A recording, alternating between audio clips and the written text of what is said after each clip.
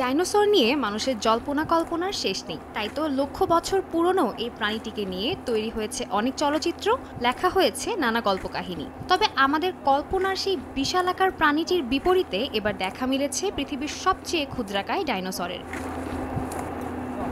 চীনের গানসু প্রদেশের একটি জিও পার্কে পাওয়া গেছে ডাইনোসরের পায়ের ছাপযুক্ত ফসিল। ছাপগুলোর আকার 1 থেকে 3 সেন্টিমিটার লম্বা, তাই ধারণা করা হচ্ছে এটিই পৃথিবীর সবচেয়ে ছোট প্রজাতির ডাইনোসর।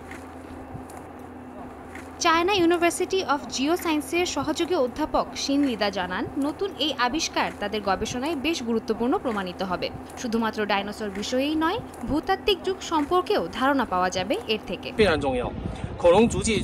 আমাদের অনেক আগে থেকে ধারণা ছিল যে এখানে ডাইনোসরের ফসিল থাকতে পারে, তবে 2007 থেকে ক্রমাগত খোঁজাখুঁজির পরেও আমরা কিছু খুঁজে পাইনি। প্রদেশটিতে এই প্রথম ডাইনোসরের পায়ের ছাপ পাওয়া গেল।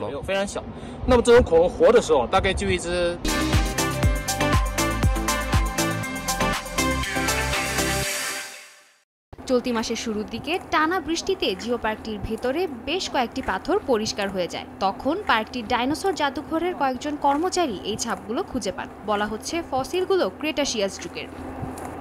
সাদিয়া তাসনিম, সময় সংবাদ।